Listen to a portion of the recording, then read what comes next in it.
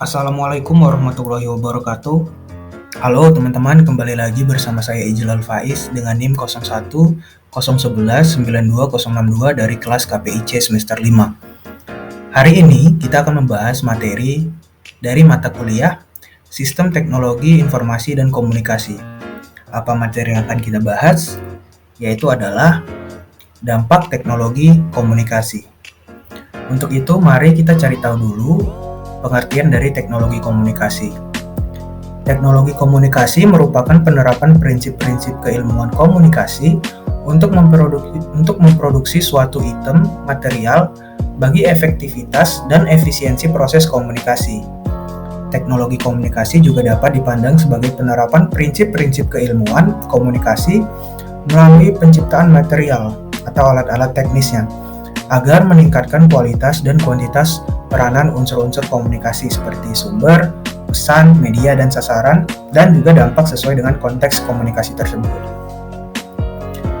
Lalu setelah kita tahu apa itu pengertian teknologi komunikasi, mari kita cari tahu dampaknya.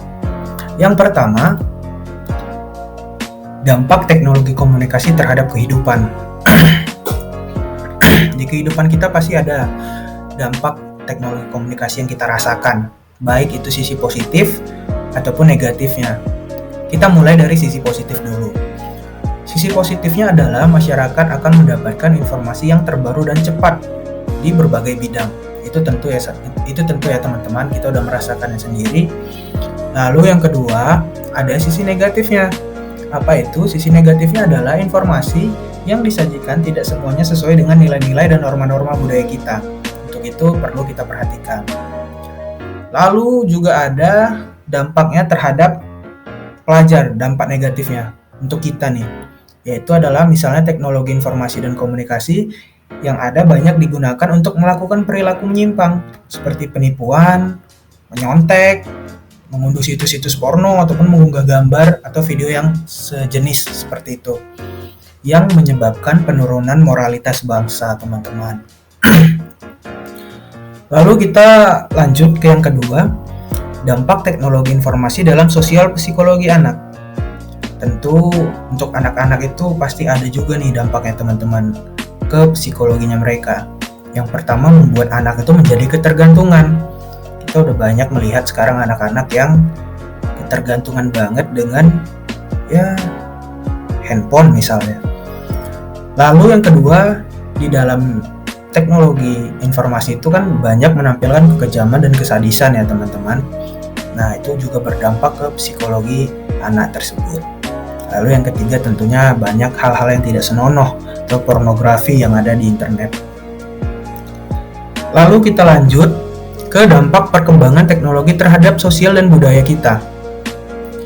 Yang pertama, terciptanya kolonialisme, yang kedua terjadinya ketergantungan juga, yang ketiga terjadinya perubahan sistem dan norma. Lalu kita ke yang keempat, dampak positif perkembangan teknologi komunikasi. Pasti juga ada, walaupun dari tadi kita sudah membahas dampak lebih banyak dampak negatif, pasti juga ada dampak positifnya.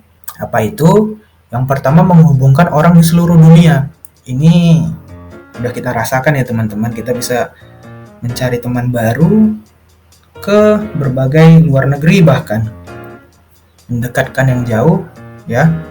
Lalu yang kedua, penyebaran informasi menjadi lebih cepat. Ya, itu benar. Kalau zaman dulu kita mau mencari informasi terbaru itu semisal dari koran itu kan terbitnya per hari ya teman-teman. Nah, kalau sekarang tuh kita bisa melihat berita dengan update di sosial media. Contohnya Instagram.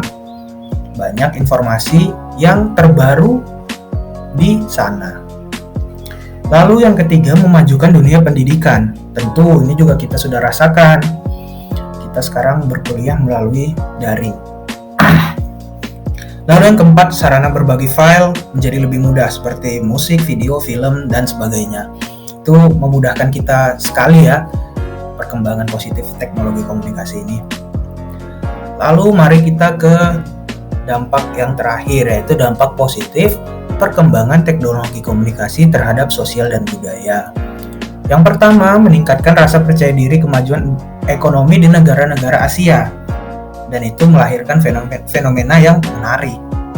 Yang kedua, tekanan kompetisi yang tajam di berbagai aspek kehidupan sebagai konsekuensi globalisasi.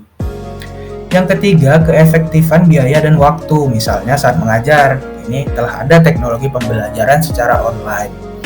Nah, teman-teman, itu saja yang bisa saya sampaikan hari ini. Kalau teman-teman ada pertanyaan, boleh ditulis di kolom komentar di bawah. Terima kasih. Wassalamualaikum warahmatullahi wabarakatuh.